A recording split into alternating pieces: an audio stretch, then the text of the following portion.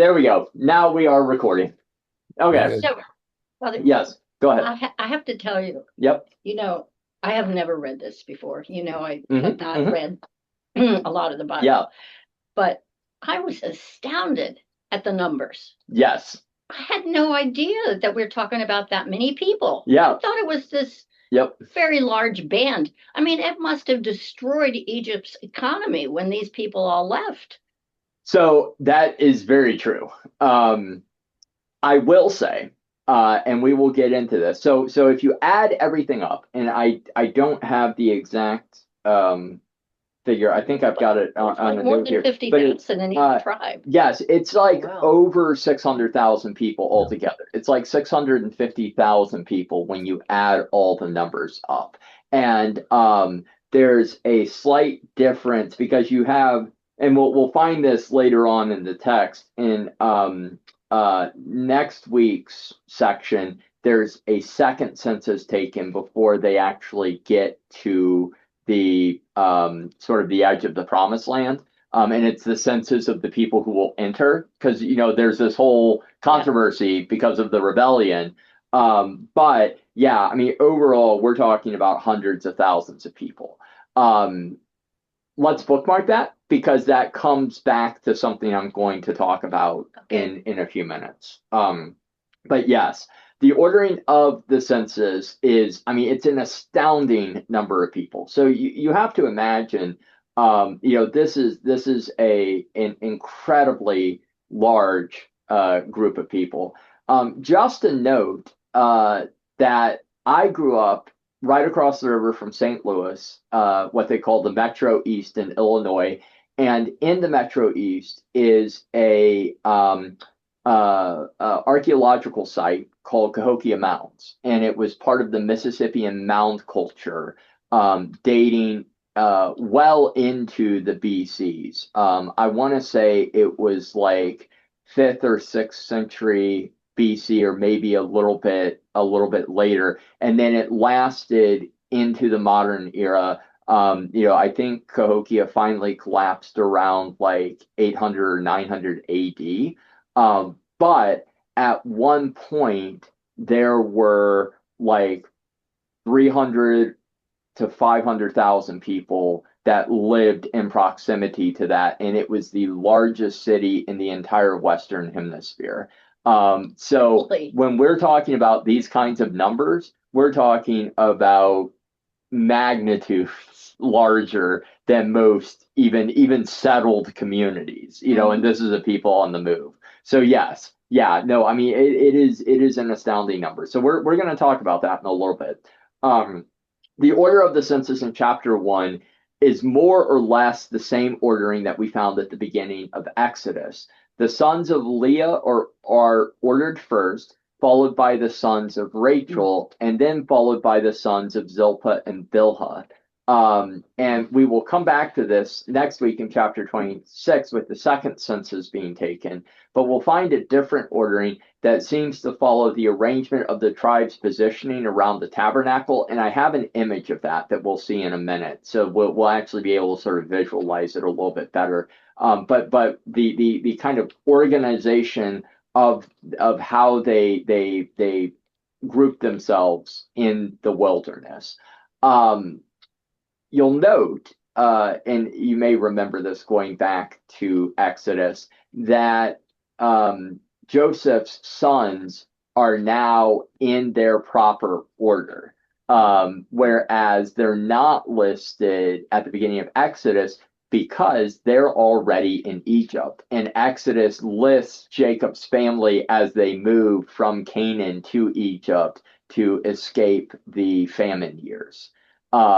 So Joseph's family is left out of the ordering at the beginning of Exodus, whereas Levi's family is left out in the ordering here because they're set apart. They are not part of the military configuration. The Levites are specifically tasked with the priestly and sort of tabernacle responsibilities, and so they are given a different status. So almost every time, this isn't exclusively true, but almost every time there is an ordering of the tribes of Israel in the Bible, one of the tribes has a unique status that is different. So that's just a little kind of trivia fact that you'll find where, like I said, beginning of Exodus, Joseph's are left out because they're already in Egypt. And this ordering, Levi's tribes are left out because they have a different status, a different responsibility. So it's funny when you start looking at how the tribes are ordered, they're often ordered in different ways.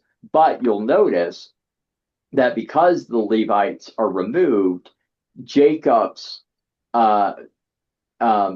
Joseph's two sons are make for the military tribes a full 12. Say it again. So because the Levites are left out, that removes a tribe. And then also you take Joseph out. Joseph is one of the 12 sons, but you divide Joseph into two, into Ephraim and Manasseh. And so you have still a full ordering of the military tribes. You have an ordering of 12 tribes, but the Levites or Levites are left separate because they have a separate responsibility. We will find over and over again, this is something that I've not really talked about quite yet, but numerical values tend to be a major theme in the Bible, and especially in the Old Testament. I mean, we see it too in the New Testament, but it's, 7 days of creation, 7 and multiples of 7 are very common. So we see later on in the text today that there is an appointment of 70 elders. And they are tasked with this is sort of the oversight of the community. And then you have later on in the tradition, if you remember, the Septuagint is called the Septuagint. It's the Greek translation of the Hebrew scriptures because the tradition is that 70 scribes all translated it in the same way. So 7, 70, multiples of 3, 3, 6, 9. That's another theme that we see in scripture. So numbers play this sort of M40. M40. Yep. I mean, there are all sorts of different configurations, and there's a kind of mystical form of Judaism that actually like puts a lot of stock in the different numerical orderings and playing with numerical values of Hebrew letters. So like each letter is ascribed a numerical value. So you can like take a word and create a numerical value for the word. And so they play with, all these different things. And it gets kind of, I don't want to judge it. I don't want to. What's it called? It starts with a K, right? Yeah, Kabbalah. Kabbalah. Kabbalah. Well, why did they do that, and where did it come from? That's a great question. I don't know the whole history, but there are examples throughout the Old Testament of this kind of mystical experience. There are admonitions against or supposed admonitions against gambling, for example, but then you find a number of places where they are having to discern something, and then prohibitions against divination, and yet they'll draw lots, which lots are literally it's sort of like drawing the short stick or the long stick, depending on but it's there are ways that they kind of mystically determine what God's command is or admonition is in a given instance. So we can get into a little bit more of that later on in the series because that's not something we precisely confronted yet. So I haven't read as deeply into it. But it's an interesting aside, to be sure. Okay, so point number 3. Numbers can be divided up in a few different ways, but one way is to divide it geographically. And I think this makes the most sense for how we're kind of reading it because of splitting the book in half. But essentially, it's in thirds. Chapters 1 through 10 still take place more or less without any significant geographic movement. It's centered around Mount Sinai and what's happening at Mount Sinai. This is for the Exodus and wandering experience, kind of considered the heart of the 40-year pilgrimage in the wilderness. So when you think, I mean, to Chris's point, when you think about the large number of people we're dealing with, this 40 years was not them constantly traveling here, there, and everywhere over those 40 years. The text seems to suggest that there was this long extended period where they were camped out in this one specific location, and there's movement kind of at the beginning of that and then movement at the end of it. But presumably for the majority of those 40 years, they're sort of settled in a temporary permanence. I know that's a weird way of putting it, but like they're settled in a specific location on a temporary basis for an extended period of time. And so if we look at this map, which this is a map that kind of moves the entire narrative from the departure in Egypt at the beginning of Exodus through the end of Numbers, where they are now at the edge of the what is called the Transjordan and the edge of entering into the Promised Land. So today's narrative, beginning with chapter 1 through chapter 10, is still down here at Mount Sinai or Mount Horeb.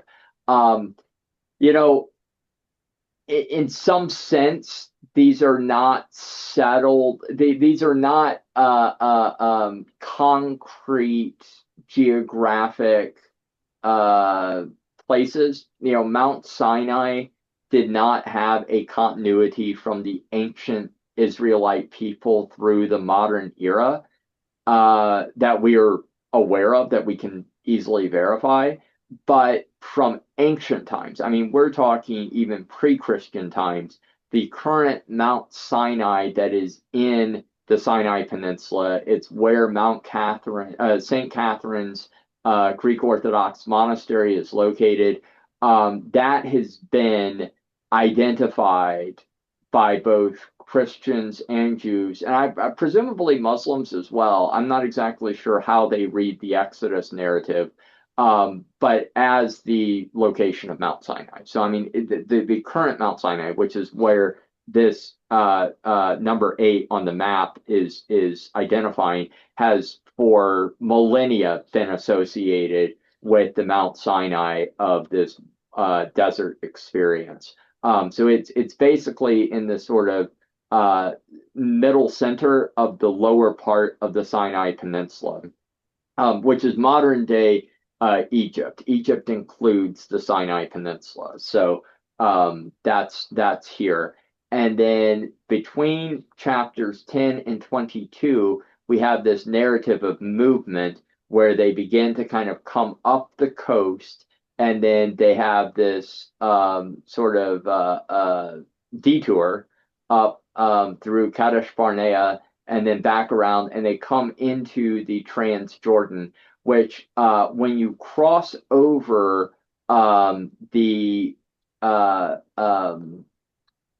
and I don't remember if it has a specific name, but there's like a water course that runs from the what's called the Salt Sea, or what today we in modern times call the Dead Sea, down to this piece of the Red Sea, to the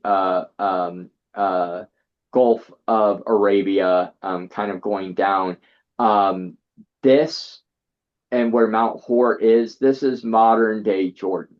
So if we're talking just in modern day terms, the state of Israel, somewhere down here south of Gaza, and I'm not exactly sure where the line is, but cutting across south of the Dead Sea, that is, and it sort of comes down in a diagonal because basically Gaza, the southern tip of Gaza, you cross into Egypt, and there's actually been a border crossing there where refugees have been able to come across into Egypt since the October 7th conflict. But then it kind of comes at a south from the orientation that we're looking at this, sort of a southeasterly cut down, and then the state of Israel ends somewhere down here. And then when you cross this little river that separates Israel from Jordan, and then Egypt is here. So you have modern day Israel, modern day Jordan, and then modern day Egypt. This section, which is biblically referred to as Midian and Edom and Moab. So Midian's down here. Edom is sort of in the middle, and Moab is up at the top. And you'll remember these are all nations, sons of Noah, that are descendants, and so they're kind of people, distant cousins, as it were. And we hear this sort of played out later in Numbers when the Israelites start interacting. There's some historical memory that we are related, and there's some discussion about that. Midian is where Moses went. That was where his father-in-law, Jethro, was. If we remember that he went to Midian. So, this is sort of where and his wife was a Midianite woman. So, right. So this is down here. And they're going to come up through Edom, through Moab. And then we have, the preparation for the crossing over into the promised land. But today's narrative is largely focused on this experience at Mount Sinai, and then this initial movement beginning, kind of moving us up through Kadesh Barnea, and then around eventually into the Transjordan. So Yeah. the nomadic group, the Israelites, they Yep. followed this route that's on this map, and then crossed to the west to get to the promised land. Right. Yep. So the Transjordan, and this is something that is hard for us to sometimes think about, because we often think of movement geographically in the region as west to east, but it's actually east to west. So Jordan, I mean, this map is oriented on a standard north, south, east, west axis. Jordan is to the east of the Promised Land, or the Transjordan. And so when we hear that John goes into the wilderness of the Transjordan to start baptizing people, that Jesus seeks him out in the Transjordan, the historical identification of that is in the state of Jordan, that the modern east of the Jordan River. Just a quick sort of trivia aside, when you go to the modern state of Israel and to the West Bank, which is part of the Palestinian territories, on the west side of the Jordan River, there is a very, very well-developed, very well-maintained baptism site for Jesus, to honor that Jesus was baptized in the Jordan River. Very, very constructed to be very easy for tour buses to come in and out, all the shops and everything else. And then immediately across is a second site that is maintained by the state of Jordan, with all of this signage that talks about how the Bible says that John was in the Transjordan and that Jesus must have crossed the Jordan River to be baptized on the other side of. So you have these competing sites that are literally across an international boundary that are insistent that they are the legitimate site where Jesus was baptized, which none of us can actually determine. The text is absolutely ambiguous, but they are knockdown, drag out fight over which one's the authentic location. So I have a question. yes, Why, go ahead. You mentioned that Mount Sinai was a more permanent temporal location Yep. for them. Why did they move so much? I mean, we're talking 600,000 people. Right. Why did they move so much? Well, so that's what I'm suggesting is that our historical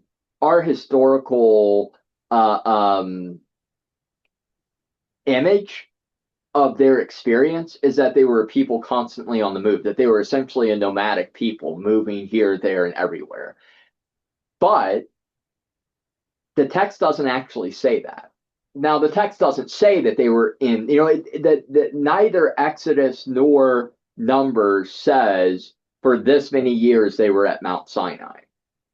But the extended discourses set at Mount Sinai at least make it plausible that there was a big movement at the beginning when they left Egypt and they had these narrative experiences of moving down to Mount Sinai. The complaining about the food, the complaining about the water, all that stuff. Then they get settled at Mount Sinai. And then, here in Numbers, we have this extended period of the book where they're still at Mount Sinai. And it's only in the middle of the book that they start moving again. But are Still complaining. always complaining, always complaining. But the suggestion that some scholars have made, and I think this is at least, I mean, it's very plausible and maybe really kind of where I lean, is to say, just from even from the perspective of narrative, that it's likely that the vast majority of that 40-year experience was settled at Mount Sinai. So, the wandering, when we talk about that, even just using that term, that's evocative of kind of constant movement. Mm-hmm. And the text doesn't ever explicitly say that. So it very well could be that they moved from Egypt to Mount Sinai in one big movement, where at Mount Sinai for an extended many years, they have all of these rules and regulations about how they are to live their life together in this kind of semi-settled state. Mm-hmm. And then there's a second movement at the end when they then eventually move up into the promised land. So are they moving because they've depleted the resources? I mean, we don't know. Yes, sheep ate all the grass, yeah, or whatever, or there's a I mean, drought. what the narrative says is that God then commands them to move. So they are moving based on what God tells them to do. So we could hypothesize all sorts of reasons for why that might or might not have been, but if we're just simply looking at the text, at some point God instructs Moses to gather the people up and start moving again. So, and all 600,000 of them moved. Well, so let's get into that a little bit. I'm just gonna, because we keep talking about that, so I think it's worth going ahead and noting, and then we can come back. So, and this actually, you know what? I think it's my next point. It is. So let's talk about the source material again. And I know some of you started in this series a little bit later. Some of you have been here from the beginning, but going all the way back to Genesis, I just want to refresh our memory once more that the whole of Torah, the first 5 books of the Old Testament, Genesis, Exodus, Leviticus, Numbers, and Deuteronomy, are a compilation of different sources within Jewish history. And some books are more dominated by certain voices than others. We talked last week about how Leviticus is almost exclusively the priestly source. And the priestly source is very concerned with right action, right behavior. So when we get into these very extended discourses on what specifically you are to do in a given ritual, or how you are to organize yourselves, or what you do to resolve a dispute, that's almost always the priestly source, because it's always this kind of very, in a sense, sort of very practical life instruction for how people are to live together in this context. The narratives, so when we start talking about, for example, Miriam and Aaron's jealousy of Moses, that we have in today's story, or the people complaining, the narratives of complaint. Let's see, what else? The story of the spies going into Canaan. The story of the budding of Aaron's rod, the sort of narrative about how Aaron takes on his specific leadership role.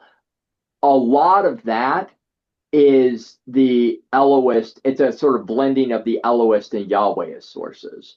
And so to go back to where that relates to the number of people, the priestly source does not line out all the numbers.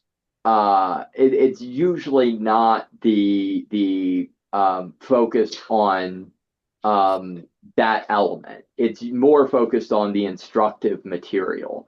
And so the numbers are considered more drawn from the Elohist and Yahwehist sources. And if we remember back to Genesis, those were the sources that were, for lack of a better term, I want to be very careful about how I use this over the course of our journey through the Old Testament. They are the quote unquote mythic sources. They are the sources that are giving us the foundation for the story we tell about who we are. And so a lot of scholars, without, and this is not to say anything about the historicity of the experience, but a lot of scholars suggest that the numeric, the specific numbers listed are mythic in nature, that they're not to necessarily be read as Actual. The same as how long people lived in Genesis. Right. That they lived to 142 years. And one of the things we have to be very, very careful about is that in our modern society, in the way that every single one of us has been brought up informed, math is a concrete black and white subject. That numbers are numbers. You don't mess. Well, there are now alternative facts apparently, so I don't know what to do with that, but numbers theoretically are indisputable. They're concrete. There's a 2 + 2 is 4. Yes, exactly. There's a certainty to them. But how we count, what constitutes counting, is culturally variable. Different cultures have counted in different ways over the course of history. So, an example of that is that we have a base 10 system in the United States. So we think of things sort of in groupings of 10. And that's not true of all cultures around the world. Other cultures have different base systems. Or, for example, maybe even more kind of a more clear example is that we use imperial measurements, inches, feet, etc., whereas the vast majority of the world uses metric systems. So the way we talk about numbers is different from the way other people Mhm. talk about numbers. So there's a recognition that the valuing, when it says this is not so much about like the numbers of people per se, but when you say someone lived to be this many years old, well, what are they counting as a year? How are they constructing the course of time? Is it potentially a different concept of what a length of a year is as opposed to what we have in our modern experience? And it's ambiguous. There's no way for us to know exactly how they're doing that. And then there are other scholars who say, well, it doesn't really matter what the answer is because the way that this is written is clearly mythic in nature. It's the point of it is to give you the underlying story of who you are as a people and where you come from. And so whether or not it is completely accurate is less important. For example, the story of George Washington and the apple tree did not happen. Cherry. Cherry tree, thank you, not apple tree. Cherry tree did not happen. There's no evidence at all, but it functions theoretically to um, underlay this value that we have about honesty and transparency and truthfulness in our culture and who we are as a people. And so, it's a mythic story that is supposed to sort of shape who we understand ourselves to be. As it's not just about that one person, but about how that speaks to the larger ethos of who we are to be as a people. And that's sort of similarly, that's what's happening here. I understand what you're saying. Like some cultures will look at a group of items on a table and they'll say, well, it's more than 10, so that means it's a lot. Yes, It's just a lot. yes. Now, can we take that same reasoning and say, okay, 40 years, were they really in the desert for 40 years? Right. Yeah, no, I mean, I think that's a great question. And again, when you have um, this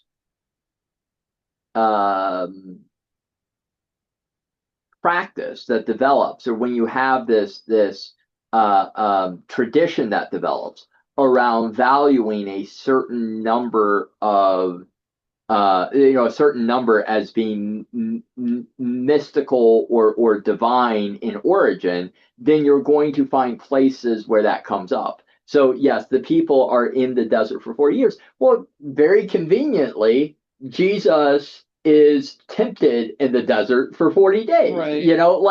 I don't want to This happened dismiss. for 40 days. Yes, yeah. Yeah. I don't want to dismiss the importance and the power that has. And again, I'm not saying that it's not true.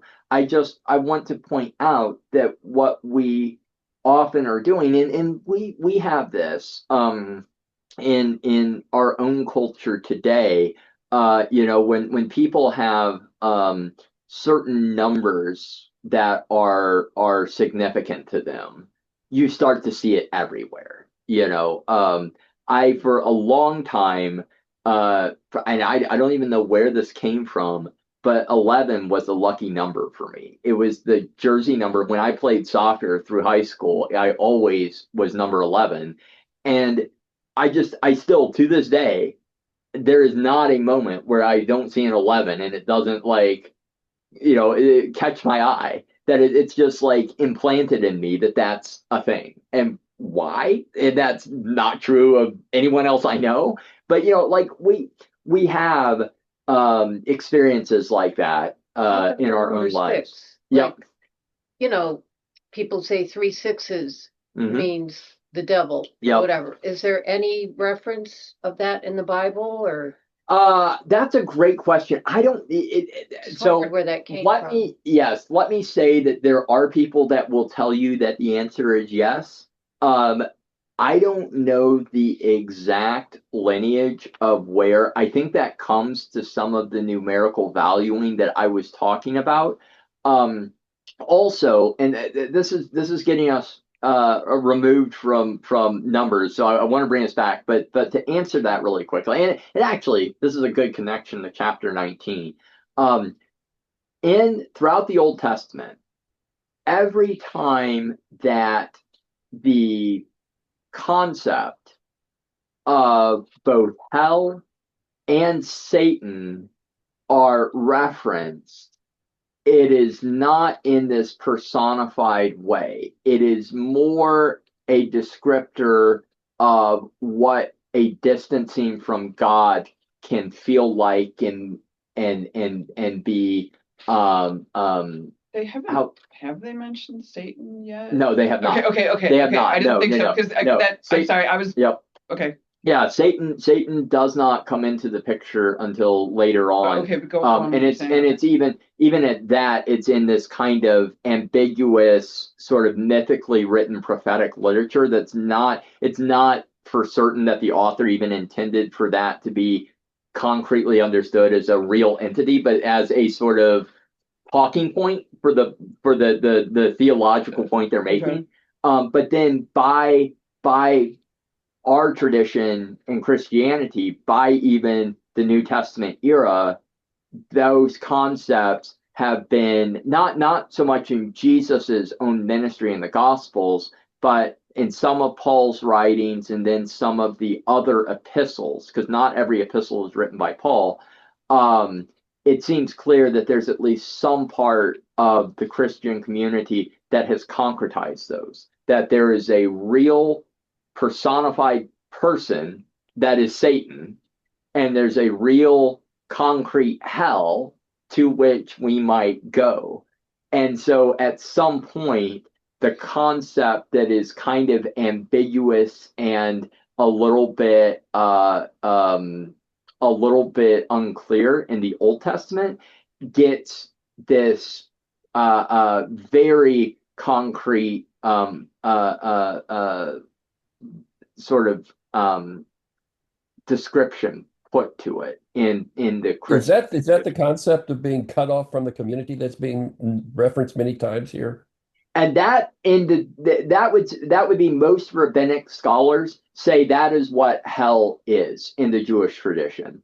Hell is the alienation from God, which is vis-a-vis alienation from the community and being cut off. That it's not this defined place, but that it is the experience of alienation. I had a Franciscan teacher that actually believes that. Yeah, That's our hell. Yep, and to be clear, this kind of concrete, defined sense of hell, even though there are places in the New Testament that suggest there are some Christians that think that way, it's not clear that that was all Christians, and throughout history, that's not been all Christians. There are many Christians today that have different perspectives on what that means. So was this concept of hell and Satan influenced by the Greeks? some of it, yep. And then and I don't know all of the different lineages from where it comes, but yeah, and we'll get a lot more into that in the New Testament, because what we'll find with Christianity is, even though it's obviously a Jewish sect that then becomes its own religion, it's also influenced by a lot of other traditions that are present in the Middle East at the time that Jesus was living. So, but that will be several months in the future. So I want to kind of help us stay rooted where we are today. But I'll come back to some of this in just a minute with the end of what we have today. So bottom line, yep. those 62,000 at one Yep. tribe might not be accurate. Right. It's part of the mythic element of what. So It's a lot, for sure. Yeah. To stick with point 4, the source material is predominantly priestly in Numbers. However, there are sections, and this will become even more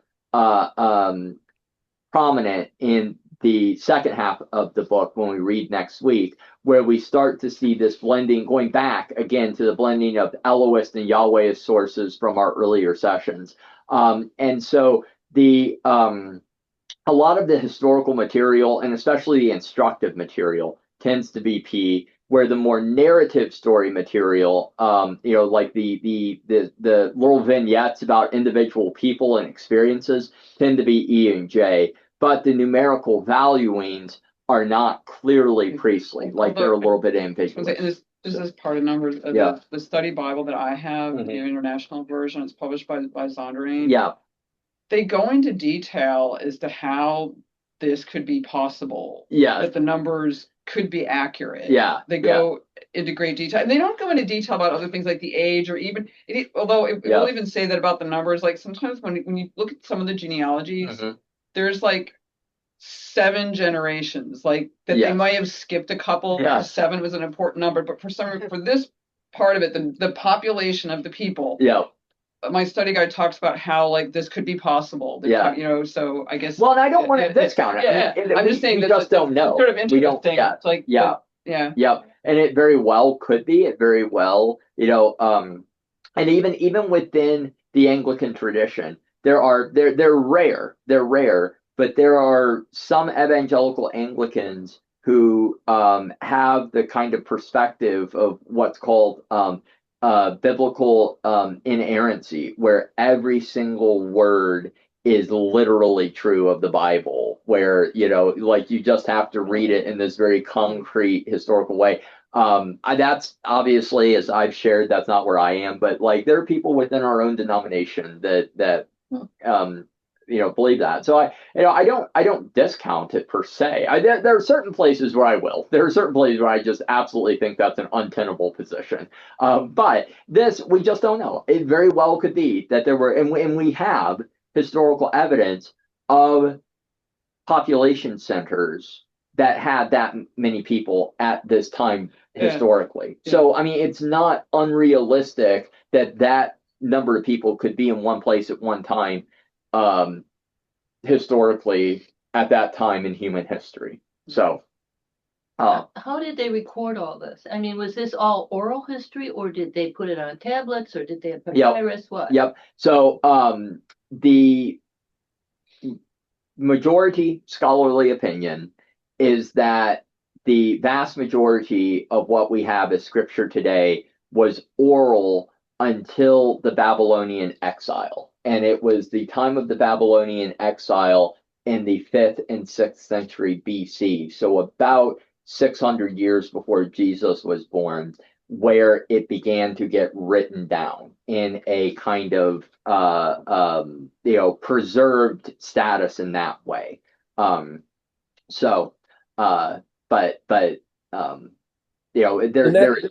Yes, go in ahead. that frame of reference, where is Moses in this? Is he before that, after that? Yes, so the best guess that scholars have had in terms of looking at this and going back to some of what we covered with Exodus is that if we are historically locating this movement of people and the experience, the likelihood is that this would have been somewhere in the 13th to kind of early 11th century. So like things I always get confused when we're talking about BC. So we're talking like the last years of the 1300s BC into the 1200s BC. So the likelihood, if we're locating this historically, it would have been around 1200 BC that we would have had, like in the 1200s. So like 1250 to 1200, that sort of thing, that we would have had the life of Moses, the experience of this movement, etc. So if we're putting all of this together as an entire narrative, we could say that the Exodus happens 1200 to 1300 BC. All of the tradition, all of the stories, the narratives begin to be communicated at that time. They exist for about 600 years as an oral tradition, and then they get written down during the Babylonian exile. And that makes sense, and this is why there's such a large scholarly consensus. The it's clear that prior to the Babylonian exile, the Israelites had been in the land of Canaan, in the modern day Holy Land, for an extended period of time. And so there may not have been a serious motivation for them to need to write things down, because they were able to transmit their history and their knowledge generation after generation in a very sort of settled way. If you remember, I showed at the very beginning of the series, for those of you who are here, the brief clip from the documentary about India and how there are communities in southern India that still transmit oral traditions that are thousands of years old, because they've not had the pressure from the outside to preserve that. They've been able to do it because their communities have been so safe from outside pressure. Whereas the Babylonian exile puts a lot of pressure on that community to preserve their history and their oral transmission. But correct me if I'm wrong, but after the Babylonian exile, Mhm. when they started coming back, Right. isn't there a story that they did find things that had been written? I might be getting mixed up. But So we will the get into that. timeline. We will get into that in So- 2 weeks, because you Okay. find when they go to rebuild the temple, they discover a book Yeah, that is the instruction manual for how they are to live in the temple. okay. And the scholarly belief is that what is being referenced is the book of Deuteronomy. Okay, because I mean, I don't know. I So, mean, we don't know. yeah. They may have written some things down. I mean, they did have writing. They did have So they may have right, written some right. things. I mean, Yes, and there are proto Hebrew inscriptions. So this is like before biblical Hebrew, but is clearly defined Hebrew as opposed to like Canaanite inscription. So Hebrew is part of a larger family of languages that include Canaanite languages. It actually includes Arabic. Arabic is also a Semitic language. They're like a grouping of languages that are all related to each other. And there are Proto-Hebrew inscriptions that date to the 10th and 11th century. So they certainly were writing things down. But a lot of what we have preserved are transactional documents. I bought this many cattle from you, so I'm making a note, and you owe me grain that you haven't paid me yet, so I'm going to put that. I don't care about my religious traditions. I have those memorized, but I want to make sure that you don't forget that you owe me grain, and that you have a debt outstanding. I remember learning as well, that was like kind of the first writing was, people needed to keep track of stuff like that, before they wanted to write poetry and stories and things. Yeah. We actually have one of the earliest, and I don't remember what it is, but one of the earliest written texts ever in the world is, it may be Phoenician, but it's a complaint about the quality of this one like craftsman's work that he had promised this certain product, and it didn't meet the standards of the person that received it, so they inscribed on a tablet Something never changed. something never changed. I have a Something never- question. Yes, go because ahead. I know it's getting late, but I was a little bit confused about what really initiated the rebellion of the people against Moses. Was that really started because of the jealousy of Aaron and Miriam? That's a great question. So let's jump over to that really quickly. Well, let's look at kind of where we are in the narrative, and then we'll come to that. So just a real quick outline. So we have the censuses, we have the encampment, we have these different rules. So like if we're thinking about the sources, just a note, like chapters 3, 4, 5, these are all really clear examples of the priestly source, right? Like that in-depth, very detailed information about how you're supposed to live, et cetera, et cetera. The Nazirite vows, I'm really fascinated by that. I'd like to come back to it next week because we are running short on time today. But that has a very interesting presence in the Jewish tradition. I want to talk about why that is, and we'll come back to it next week. And then you begin to really start to see some of the enmeshing with the earlier Elohist and Yahweh sources as we start with chapter 10, the departing of Sinai, and then you have in chapter 11 and 12, this complaining and the appointment of the 70 elders.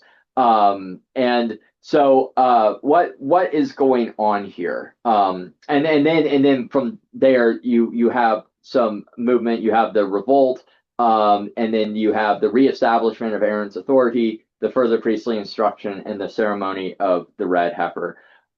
So this is a set of incidences, and it seems like there may be a sort of retelling of the same incidents twice between chapter 15 and chapter 16. So there's a little bit of ambiguity about what's happening. Chapter 11 is a redoubling of another narrative that we sort of see again in chapters Exodus 15 and 16. So there may be a repeat of the narrative of an earlier incident. And because this is part of the mythic narrative, it may be that what this is sort of, again, a retelling of what happened back in Exodus. Which one? The chapter 11, the complaining in the desert prior to Aaron and Miriam's jealousy. So we have this kind of paralleling of these complaint experiences.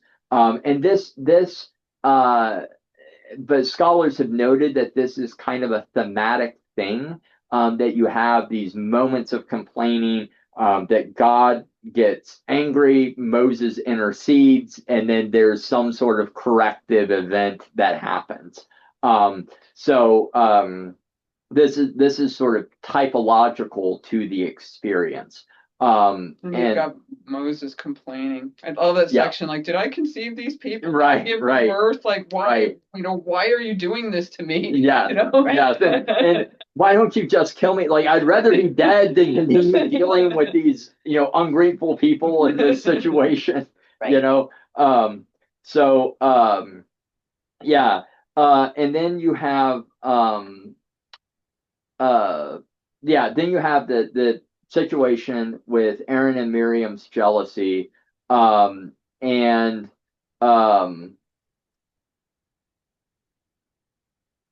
let's see, what was your question? Okay, I understand they were jealous. Yeah. But then it seemed to me, but maybe I was trying to read too quickly, that this rebellion of the people against Moses specifically as a person, I don't know where that came from. I missed it somehow. Gotcha. Yeah, it is narratively, if we remember, the spies come back and they're like, oh, the land isn't that great. And so the people, and there's all those people there. Yep. And they kind of get to the end of their, you brought us out here, you promised us this goodness. And now the spies have come back and they've said, the place you've been telling us about is not the place that you said it was going to be. So I think that's the maybe kind of the genesis of that you're not being truthful to us. Yeah, or you built up our expectation, and now we're let down because it's not what we expected it to be. And they said that the people there were really strong, and we aren't as strong as they are. Right. Did I read that? Mm-hmm. Yep. The land was swallowing. We are as ants or something, or what was it? There was some. Yeah, I don't remember, but there was a visual. Yeah. Spindly people compared to them. Yeah, right. The land was literally swallowed. It's just something about the land swallowing them up, or something like that. I was looking at that map. Was that Phoenicia in the ancient times? That the land that is now Israel. Yeah. So to go back up to the map real quick. I mean, there were people there a long time. This is a poor map for this purpose, but where we see these red dots here, these communities, Beersheba, Arad, Hebron, Jerusalem, all of that, imagine that you can see the slight discoloration on the map. That is a ridge line. That is a mountainous, like literally every time in the Bible when they talk about going up to Jerusalem, you're going up into the mountains to get to Jerusalem. On either side of that ridge line, where Jericho is on the Jordan River, where the Dead Sea is, and then on the western side, next to the Mediterranean, those are very flat plains. So Jordan, like once you cross the Jordan River, all the way through over here off the side of the map is the Arabian Peninsula. That is just flat desert. Like it is literally, you can drive a highway. Julie and I have done this in Jordan, where you look to your left and you see the mountain ridges of the hill country in Israel, and then just to the horizon, flat desert on the other side. I mean, it is completely flat. The fertile plain here next to the Mediterranean, that is Philistia. That is where the Philistia, the land of the Philistines. So they were a people of the Mediterranean plain, which is a very rich and fertile land, lots of rainfall, lots of greenery, very, very conducive to growing things. So it's just like when you go over to the Eastern Shore, and you see how lush and verdant it is, that is the Mediterranean coast. It's just very rich in agriculture. So, yeah. Okay. So real quick, I just want to end us. I do have a little trivia piece that because we're at 11:45, but the two quick things.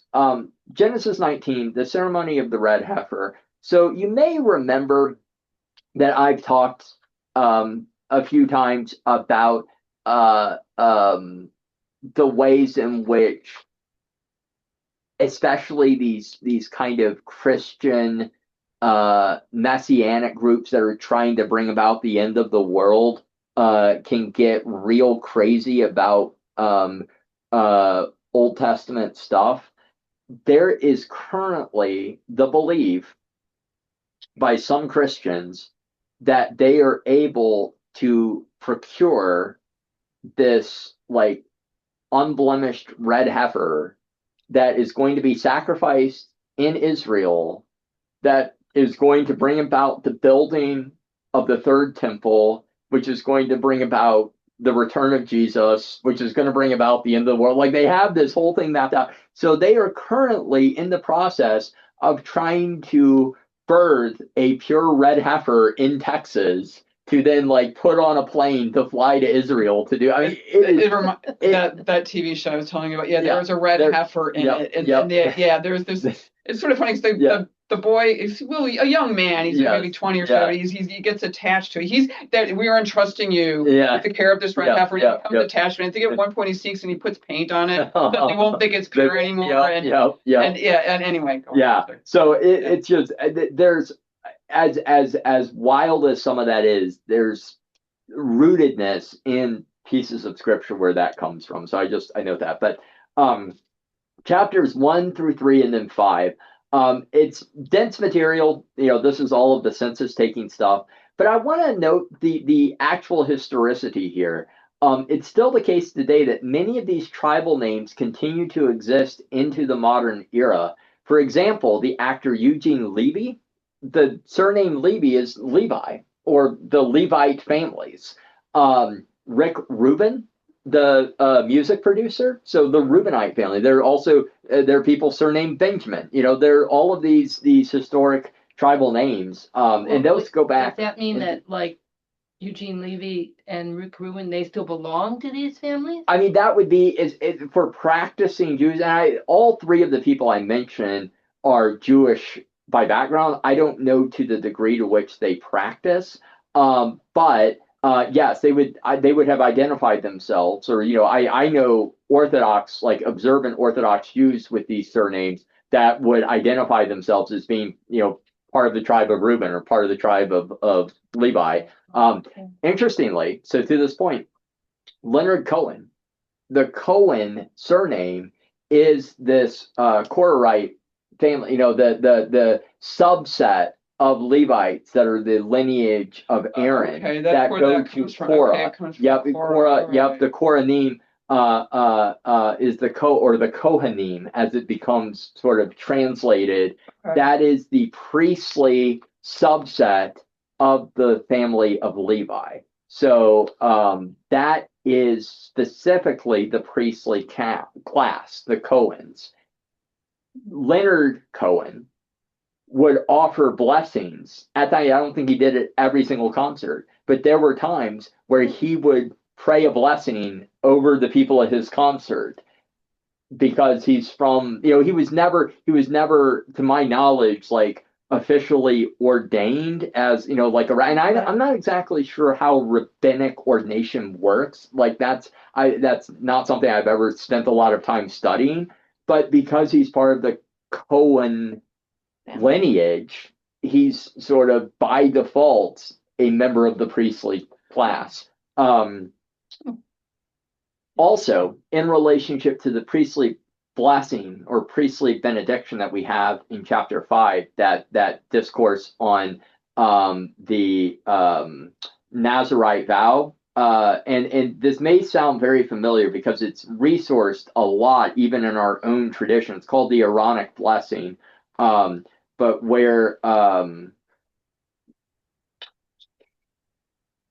is it? Sorry, it's chapter 6, not chapter 5. The priestly benediction. The Lord spoke to Moses, saying, "Speak to Aaron and his sons, saying, Thus you shall bless the Israelites. You shall say to them, The Lord bless you and keep you. The Lord make his face to shine upon you and be gracious to you. The Lord lift up his countenance upon you and give you peace." You may know that blessing. I mean, absolutely. It's used. So, in the lineage, and let me go ahead and stop sharing the screen for a minute so you all can see me. Or are you all able to see me in a little box, or do you just see the document? We have the view of you in the office. Okay, as, all right. Well, it's like a thumbnail size. Yep. Okay. If you all can see me, so when the priestly class does that blessing, this is so Leonard Nimoy incorporated that in the use of the Vulcan greeting symbol in Star Trek. So that is where, and it's the Shin. So this is actually a part of the Hebrew alphabet. It's one of the letters of the Hebrew alphabet. If we scroll back up to the top, I believe. Let me see if there's a Shin in. Arthritic fingers. There is not. But Yeah.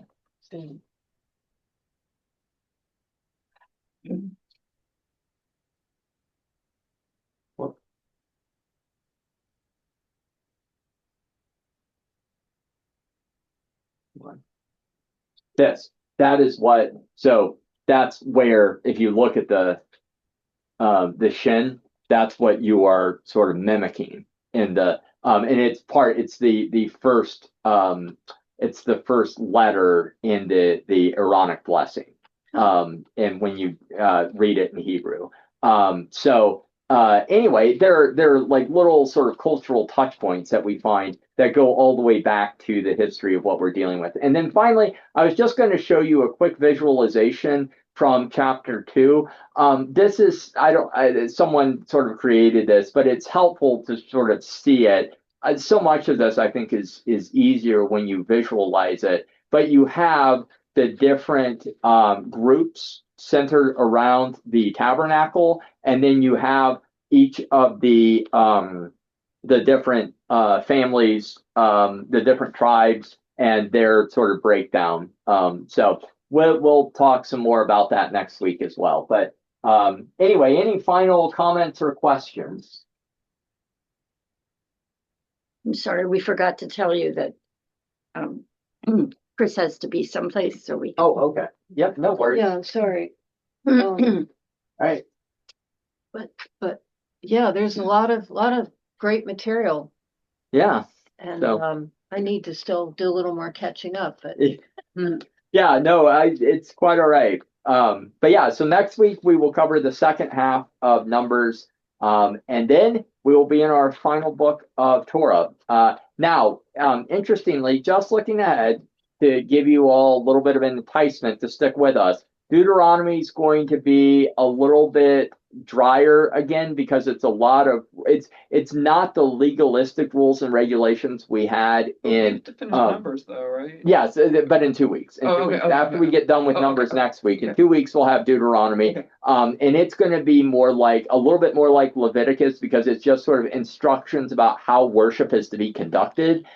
However, once we get beyond that, we actually start getting into the parts of the Old Testament that have very clear historical evidence for them. When we get into Joshua and Judges, that's where we can start saying, here is the archaeological evidence for the story that we're reading. And there's historical books. Yep. So I want to hear you talk about. Explain to me the talking donkey that comes up in a couple. aha, yes. We will definitely talk about that next week. Yep. And that's a funny story, isn't it? sounds funny. Excuse us. All right. Yep. Sorry. Yep. But yeah, that will be one of the first things we encounter next week. So, All right. Yep. All right. Any final questions? Okay. All right. Cool. Change- I've got Change a the couple of headers. questions. Change Wait, the can I? headers on the notes. And, Yep. and put this in the common file, and I'll take care of it. All right. Thank you, Mike. Yes, Tim. Yeah, I had a couple of questions that are going to take too much time to discuss, but I've no, been go wanting ahead. to bring up. I've got time here. So, Oh, okay. I just Yep. wanted to, in general, talk these various things that are denoted by death. My question was, when did they decide that killing people was not going to be punishment for some of the, I don't know, the acts where that's prescribed? That was more of a question from Leviticus, but there's a couple of things in this chapter yeah. when they're talking about the various offerings that can be made, but like and about others approaching when the Levites are brought forward as the priestly class. Right. You know, they're saying, well, if other people who are aliens approach too closely, they will be killed. Yep. I'm paraphrasing a little bit, but things like that. That obviously is not done by Jews today. So when did they decide that wasn't going to be the method of punishment for those things where that had been prescribed? I don't know exactly that overarching change happened in the history of Judaism. But one thing I would note is that that's not a universally agreed upon position today. That there is within both Judaism and Christianity, there is a concept of just war theory. Just. So what are the conditions under which it is permissible to kill someone or to go to war or to participate in acts of violence? You know, and there have been some groups. Yeah, Actually, I'm curious So, too. Yep. I did have a thought, but go on. Yeah. No, so there are people today that still want to kind of create carve-outs to say they're legitimate and justified times when we can participate in these kinds of actions. And we see some of that in the kind of current debates around how to respond to October 7th. You know, there have been some within Israel that have said it's very legitimate for us to kill the Palestinians, you know, who are attacking us here. You know, that this is a legitimate form of warfare. This is a legitimate reason to participate in violence from our end. And so in the main, like when did that as an overarching principle at some point shift? I don't know precisely, but you do have, as a corollary, there are some Islamic countries in which some of these sort of parallel prohibitions are still, or sorry, not prohibitions, parallel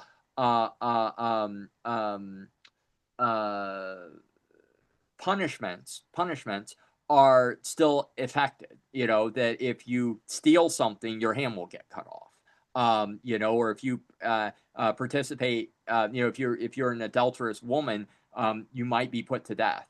In our Christian tradition, Jesus very clearly has the example of encountering the group at the temple who want to stone the adulterous woman, and they're looking for his sort of I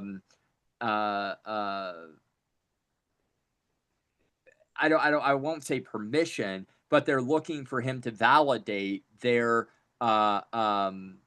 perspective that she rightfully is supposed to be put to death. And what does Jesus say? You without the first sin, you who are without sin, cast the first stone. And eventually everyone leaves because none of them feel that they are justified enough to partake of this. But that is limited to our Christian tradition. Jews don't necessarily listen to Jesus's admonition there. So I would say at least as far back as Jesus's time, there were Jews, because Jesus was Jewish. There must have been Jews who were offering alternative perspectives on these actions. So when that precisely shifted or changed, I don't know. We didn't have until the modern era as well a set Jewish state. Just like we have throughout much of the Middle East, Islamic countries that follow Islamic law and have for centuries. We did not have any one country that was centered on Jewish law. And so often the Jewish community existed within a legal framework that was not their own. It was Christian, or it was Muslim, or it was something else. So it would be hard to pinpoint exactly when they changed those precepts and positions. So, but I would say, in the main, it seems pretty clear in the New Testament, in Jesus's time, so in the first century of the Common Era, that there was still the practice of putting people to death for certain issues. So. Yeah, I didn't know if Jesus was responsible for change, if that's when the practice changed, or if it was earlier or later, and that within the Jewish community too. That's kind of what I was asked. I had a similar question about burnt offering and a sacrifice of animals. That obviously we don't do that today, and I know we mentioned that one sect that still does, but by and large we don't. And I just wondered if Jesus was. If it was from Jesus' time when he offered himself as sacrifice, that he really was just replacing animals at that point, and that's when it stopped being a practice, or if there was another time or event where they stopped doing that. I do have a thought on that, and I have a response to it. But Gail, did you have something? About the New Testament, I mean, so they were still stoning some people for some reason, but I'm thinking they had to go to Pilate to have Jesus condemned to death. I mean, they didn't just stone him. Right. You know what I'm saying? It's like, so there must have been some times when they couldn't do it anymore. I'm just speculating because because it's like, Pilate wasn't Jewish. I mean, they couldn't just decide, well, we're just going to kill him. I mean, I mean, that's to go to Pilate. Hey, Father John, hello. They weren't allowed. You need to switch to the other microphone for us to hear. Okay. Is that better? Sorry, can you see me? Oh, hold on. I'll over here. I mean, I don't know. There you go. Is that better? I mean, I was just better. They didn't own Jesus.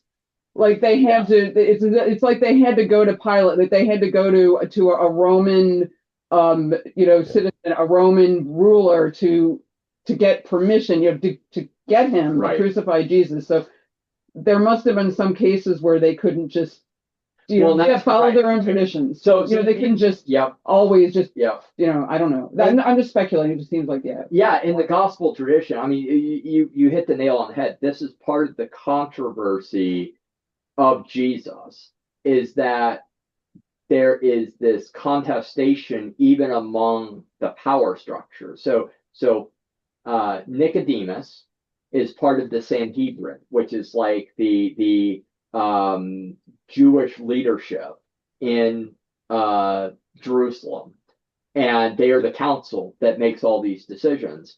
And they are, there are several instances in the Gospels where they are debating amongst themselves what Jesus's exact violation is. What are the things that he has done that qualify us putting him to death? Like they're looking for the excuse to condemn him and to put him to death. And they keep kind of coming up short. They cannot specifically find cause for, in a legalistic sense, for putting him to death. And so they play the game of trying to take his case to the Roman legal authorities and say, hey, he's an insurrectionist. He's trying to usurp Caesar's authority. So he is your problem. He is a state insurrectionist. He deserves to be put to death by Roman law. Because he's trying to overthrow Caesar.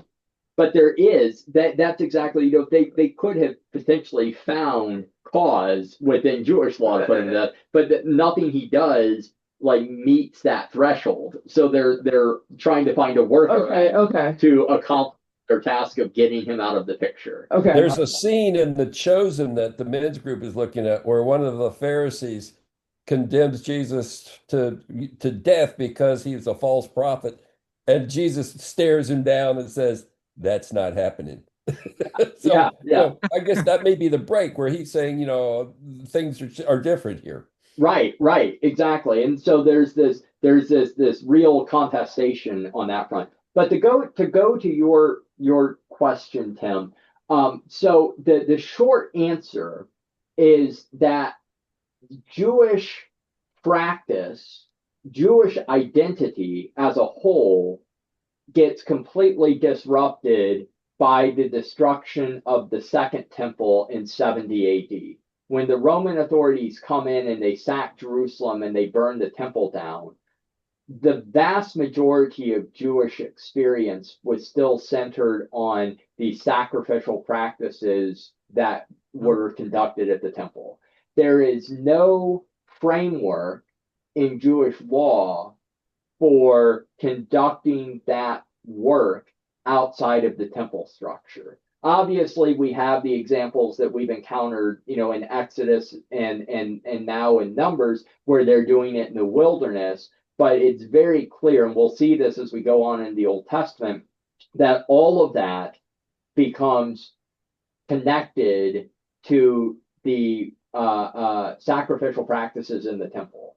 And the moment that the temple gets destroyed, they don't have a mechanism for doing that anymore. And so essentially the theological position shifts, where they then reorient themselves around a different way of being Jewish. Now, that's undisputed. Jewish scholars would say that as well as Christian scholars.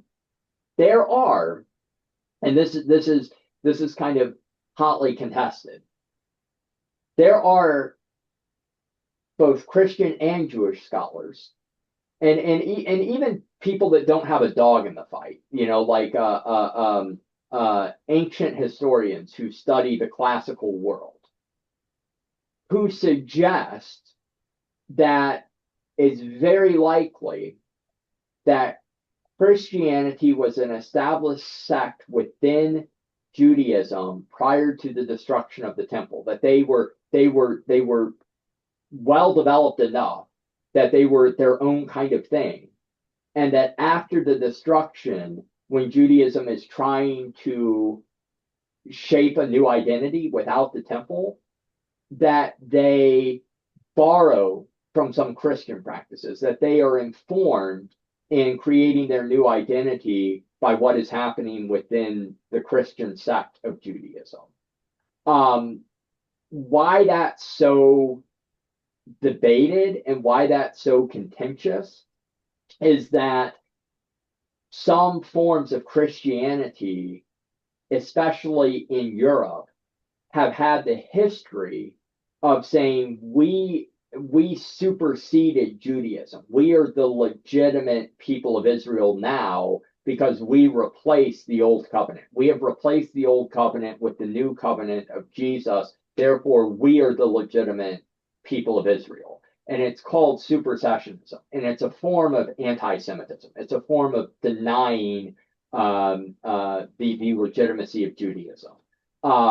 And so there's been a real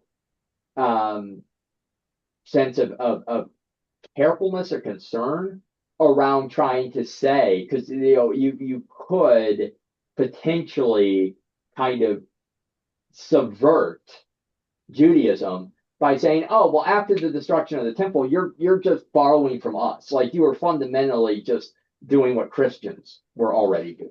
And that too is also not true. Like I want to be clear that it's not that they were compromised, that they were compromised in their identity because they were borrowing something from Christianity. But I just as a matter of history and as a matter of scholarship, I lean towards the position that there was probably some amount of sharing between the two, that Christianity and the preservation of historic Judaism informed one another after the destruction of the temple, and so that there was some borrowing between the two.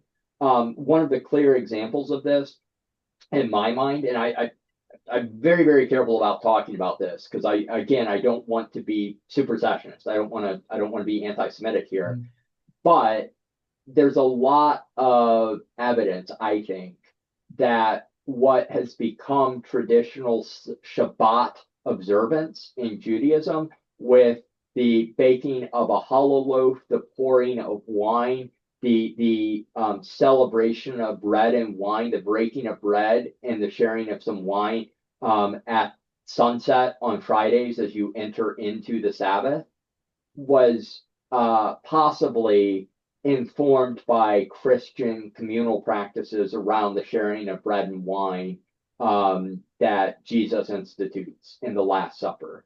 That in the years after the destruction of the temple, as they're trying to find a coherent identity that is separate from the sacrificial practices, that they pick up on this practice of breaking bread together, sharing wine together, that becomes such a central part of Jewish practice because of what was happening with the Christian sect of Judaism. So, yeah. Thank you. All right. I think that's all I had. Yep. All right. Well, take care, everyone. See you next week. Well, before you sign off, I do have one unrelated question.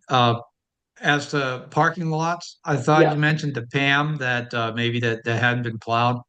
The choir has usually parks at the little lot right outside the down the hall from your office there by the red door. Yes. If that's not going to be plowed, do you think somebody could let Rachel know? She can let us know whether she wants to still have rehearsal if there's nowhere for us to park. Right. What I'm going to do or do I have to talk to Pam about that? Would that be better? No. I'll take care of it because I am calling as soon as we get off. I'm calling Zemi, who is the Kane Commons person, to let her know that they didn't plow. She told me that they were coming yesterday evening. So as long as they can come today, I think it'll be fine. If they can't, I will let Rachel know by this evening so that she has. Yeah, I just wanted to say if it's not, if there's a possibility of no spaces tomorrow night, then she may want to cancel practice. So and she'd like to know. I would think. Sure. So, okay, that's all. All right. Thanks, Tim. Bye bye.